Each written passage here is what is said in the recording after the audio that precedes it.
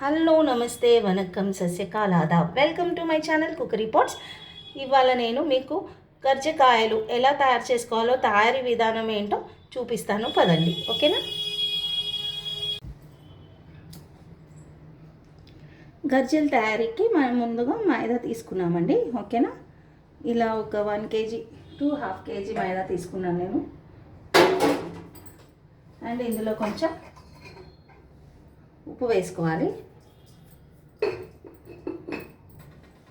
And ఇప్పుడు కాచిన నూనె వేసుకోవాలి ఇందులో. ఓకేనా?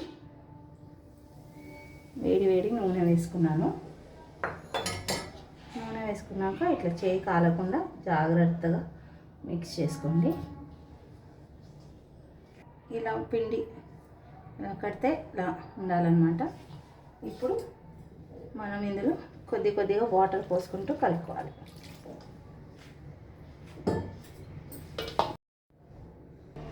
చూసారు కదండి, ఈ విధంగా పిండి మిక్స్ చేసి పెట్టుకోవాలి మనము. మరీ లూజ్గా కాకుండా మరీ టైట్గా కాకుండా ఇలా పిండి కలుపుకొని మనం నెక్స్ట్ ఒక మూత పెట్టేసేయాలన్నమాట పక్కకి. ఇప్పుడు లోపల స్టఫ్ చేసుకోవడానికి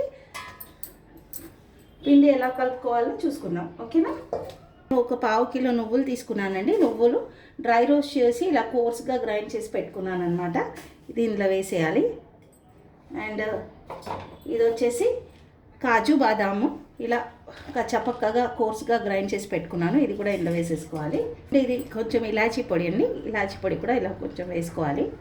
నచ్చకపోతే మీరు స్కిప్ చేసేయండి. ఇలాచీ పౌడర్ అనేది వేసుకున్నాను నేను. ఓకేనా?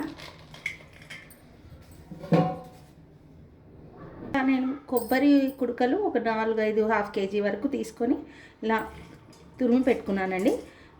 మీరు తురమడం కష్టం అనుకుంటే గ్రైండ్ చేసుకోవచ్చు. నాకైతే ఇలా కొబ్బరి నోటికి తగిలితేనే ఇష్టం అనమాట. కాబట్టి నేను తురిమి పెట్టుకున్నాను. అండ్ ఇందులో షుగర్ పౌడర్ చేసి పెట్టుకున్నాను అనమాట. షుగర్ పౌడర్ కూడా వేసుకోవాలి. స్వీట్ చూసుకోండి. స్వీట్ సరిపోకపోతే మీరు ఇంకా కొంచెం కూడా కలుపుకోవచ్చు. నాకు ఇంకా కొంచెం పడుతుంది అనిపిస్తుంది కాబట్టి నేను ఇంకా కొంచెం వేస్తున్నాను. ఇప్పుడు ఇదంతా మొత్తం మిక్స్ చేసుకోవాలి.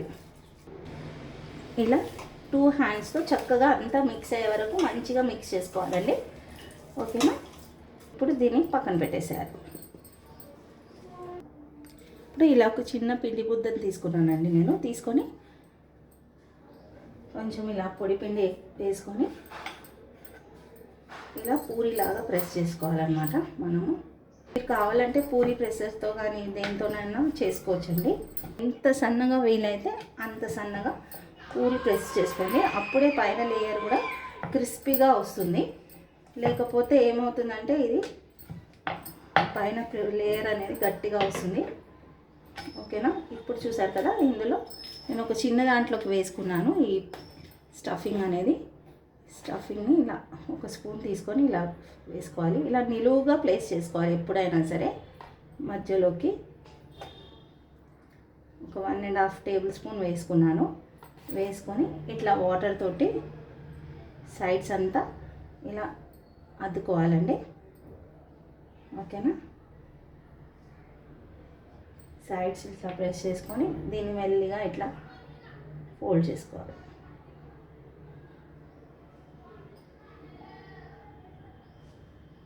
ఫోల్డ్ చేసుకొని ఇప్పుడు మనము ఈ ఎడ్జెస్ ఉన్నాయి కదా ఇలా లాక్ చేసేయాలి. కొంతమంది అయితే దీన్ని ఇలా స్పూన్తో ప్రెస్ చేస్తారండి. అలా ప్రెస్ చేసుకుంటే ఏమవుతుందంటే విరిగిపోయే ఛాన్స్ ఉందన్నమాట ఆయిల్లో వేసాక. కాబట్టి ఇలా లాక్ చేసుకోవడం వల్ల మనం సేఫ్ జోన్లో ఉంటామన్నమాట. పిండి ఈ గర్జెలు అనేది ఆయిల్లో వేసాక విరగకుండా ఉంటుంది. అదే మీరు లాక్ చేసి స్పూన్తో ప్రెస్ చేశారనుకోండి విరిగే ఛాన్సెస్ ఉంటాయి. ఇప్పుడు దీన్ని మనం ఒక ప్లేట్లోకి ఇలా చేసుకొని పక్కన పెట్టుకోవాలి. ఓకేనా?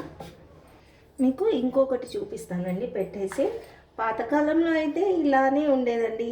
అట్లా అచ్చులు మెషిన్స్ ఏం లేకుండే కదా. కాబట్టి ఇలానే ఓల్డెన్ డేస్లో మన గ్రాండ్ మదర్స్ వాళ్ళు చేత్తోనే చేసుకునేవాళ్ళు.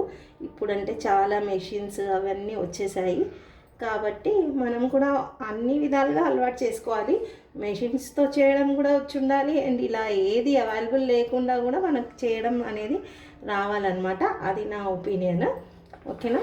ఇప్పుడు ఇలా స్టఫ్ చేసుకున్నాక మనం ఇలా ఆపోజిట్ డైరెక్షన్లో ఫోల్డ్ చేసుకొని ఇట్లా ఫస్ట్ సైడ్స్ని ఇట్లా ప్రెస్ చేసేసి తర్వాత మళ్ళీ దాన్ని ఇలా ఎడ్జెస్ లాక్ చేసేయాలి.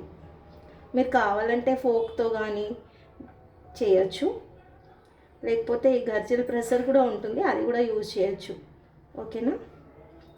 ఇలాగా ఎడ్జెస్ అన్నీ ఫోల్డ్ చేసుకోవాలి. ఈ విధంగా నేను ఇలా కొన్ని చేసి పెట్టుకున్నానండి, చూసారు కదా. ఈ విధంగా ఇప్పుడు మనము దీన్ని ఫ్రై చేసుకోవాలి.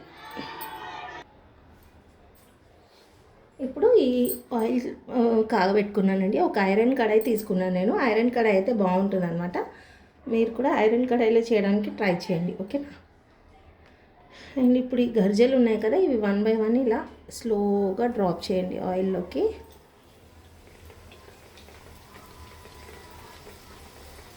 ఇలా మెల్లిగా ఒక సైడ్ బ్రౌన్గా వేగాక టర్న్ చేసుకోండి. ఓకేనా. కదా ఈ విధంగా టర్న్ చేసుకోండి. ఇప్పుడు వీటిని ఇలా సిమ్లోనే పెట్టుకొని చక్కగా ఇలా గోల్డెన్ బ్రౌన్ కలర్ వచ్చే వరకు ఫ్రై చేసుకోవాలండి. ఓకేనా.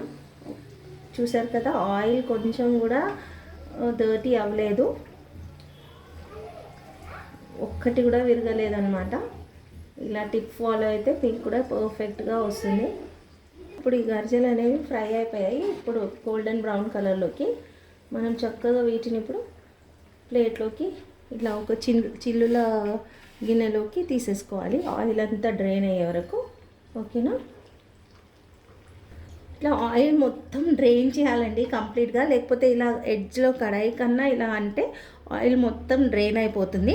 కొంతమంది ఏం చేస్తారంటే ఆయిల్గా తీసేస్తారు, అప్పుడు ఈ పిండి వంటలు అనేవి నూనె ఉంటాయి. అలా కాకుండా ఇట్లా కొద్దిసేపు ఇట్లా డ్రైన్ చేయడం కానీ, ఇట్లా సైడ్లో ఇట్లా గరిటెని ఇలా పెట్టడం వల్ల కానీ ఆయిల్ అనేది చక్కగా పోతుందన్నమాట. ఓకేనా. మనకి పిండి వంటలు చాలా డ్రైగా వస్తాయి, లేకపోతే నూనె ఉంటుందన్నమాట. కొంతమంది డైట్ చేసే వాళ్ళు నూనె తినడానికి ఇష్టపడరు కదా, వాళ్ళకైతే ఈ టిప్ మంచిగా యూజ్ అవుతుందండి. చూసారు కదా, ఇలా తీసేటప్పుడు ఇలా సైడ్లో పెట్టుకోవాలి. చూసారు కదా, ఇలాగా మీరు కూడా టేస్టీ అండ్ ఈజీగా కజ్జికాయలు ఇంట్లోనే ఈజీగా రెడీ చేసుకోవచ్చండి. మీకు కనుక ఈ వీడియో నచ్చితే లైక్ చేయండి, కామెంట్ చేయండి, సబ్స్క్రైబ్ చేసుకోండి, నా ఛానల్ని అందరికీ షేర్ చేయండి. ఓకేనా. Bye, love you all.